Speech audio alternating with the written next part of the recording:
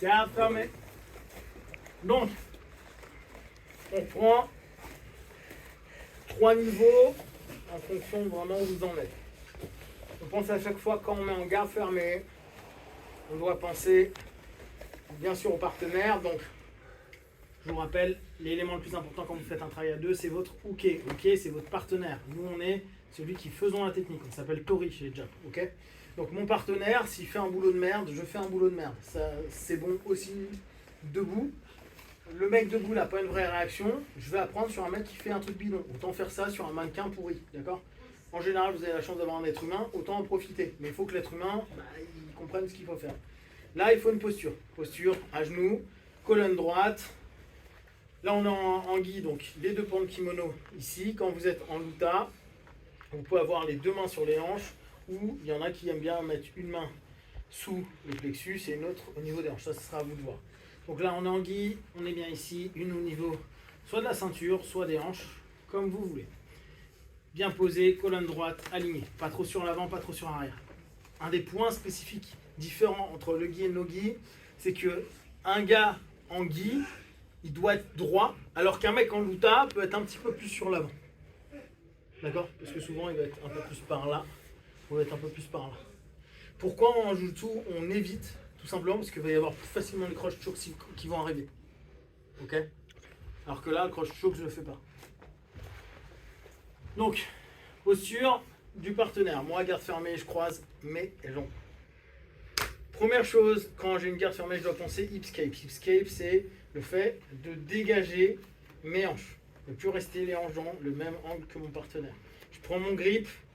Vous entendrez toujours posture, grip, posture, grip. Pensez-y bien.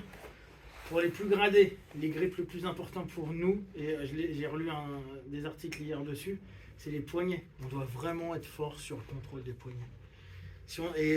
Toi qui veux faire en MMA, et les gars au MMA, c'est ce que je disais tout à l'heure à Mori et à Saikou, vous devez être fort en contrôle de main.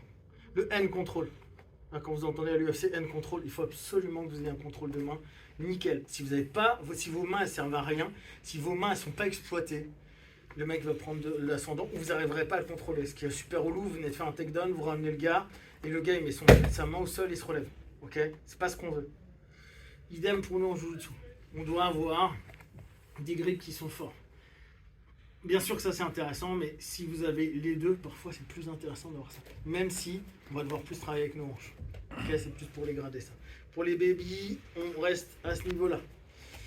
Donc, on va faire un action-réaction, j'amène, il se redresse, je pose mon pied, je bump, c'est-à-dire je lève mes hanches et je vais limiter la surface au sol pour pouvoir enlever ma hanche. Donc je bump, maintenant je sais que je vais sortir mes hanches à gauche, là c'est ce que j'ai décidé. Donc je mets mon poids sur ma jambe gauche et sur mon épaule droite. Ce que j'ai dit hier, je répète. Souvenez-vous que les hipscape, il va y en avoir plein de types en fonction des besoins qu'on a. Là, pour le niveau 1 d'aujourd'hui, vous faites en exagérant sur le côté. D'accord? Je fais mon action, il remonte, je pose, je lève, je décale. Je veux que vous exagériez. Mais vous allez voir, pour les deux autres niveaux, donc là on passe au niveau 2, on va partir sur notre flower, et là vous n'avez pas besoin de partir autant. Je suis ici, je fais mon action-réaction. Donc, comme je vous avais dit, soit on travaille avec le col, soit directement, je prends au niveau de la jambe, au niveau du bas du gi. J'ai vu cette semaine plein de gars mettre leurs doigts à l'intérieur du gi. C'est interdit pour ceux qui font jiu-jitsu sportif. Ceux qui font jiu-jitsu martial, je m'en tape. Mais dites au revoir à vos mains, à vos doigts. Ne pas pleurer si à un moment vous me dites « Ah, il m'a pété les doigts !» Bah, si tu avais les doigts dans le kimono, rest in peace. Et je m'en fous. Mais vous n'en foutrez pas. D'accord? Je vous le dis, je vous le répète, parce que apparemment ça s'appelle la pédagogie, quoi. Mais je vous invite à vraiment éviter de le faire. Donc on est là, j'ai pris ici, je pose mon pied, je suis en escape, et là il est assez court mon escape. N'oubliez pas le point important, c'est la jambe. Vous avez vu, il est très court mon escape. Je suis pas énormément sorti, hein, mais je suis plus dans son axe de force.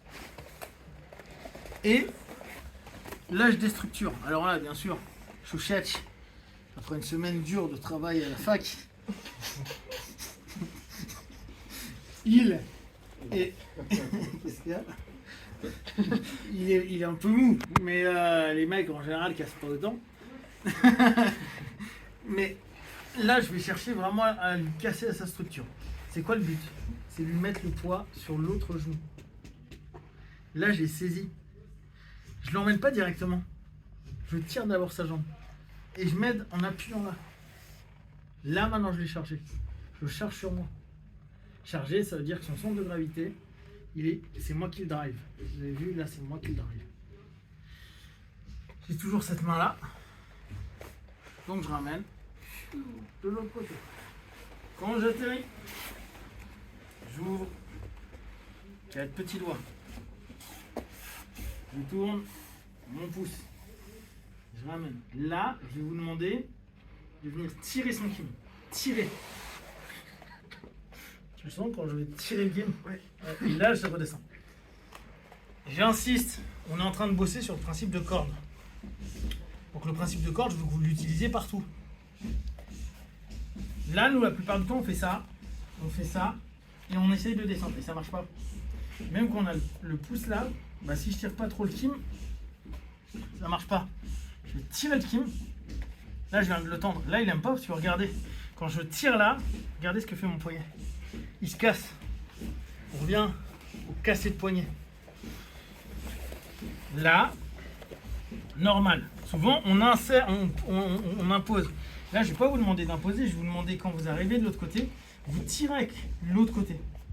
Ce qui fait que comme vous allez tirer les deux des deux côtés, le poignet c'est directement cassé. Et là, je ne suis pas en train juste de vouloir lui péter la nuque. Je vais vraiment chercher à tirer loin ici et ramener mes bras. Et vous avez vu, j'ai même pas fait ça. J'ai ramené, ce qui fait que j'ai une tension qui est derrière. Et c'est comme ça que je vais pouvoir limiter l'énergie que je vais mettre dans mes doigts. Parce que sinon, on finit comme Yann, qui commence.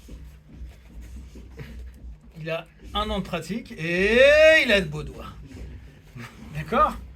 Les doigts, en jeu de tout, vous allez voir, c'est un de vos potes. Vous allez vous rendre compte qu'ils sont faibles. Ok? C'est le mec en baston qui sert pas à grand chose.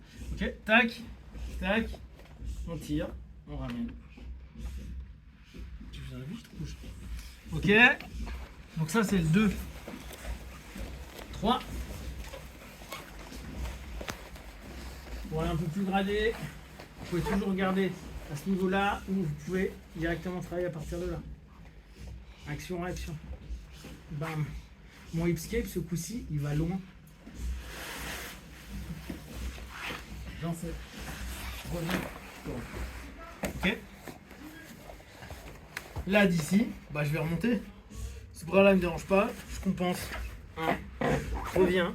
Boum. Je mets mon poids sur l'avant. Ça me permet de casser son grip. Je reviens. Ok. Tranquille. Après, je vais soit directement le soumettre d'ici. Donc je monte devant. Soit partir sur son bras. Soit saisir et revenir. Et lui péter le bras en même temps. Ok? Troisième, j'insiste pas trop.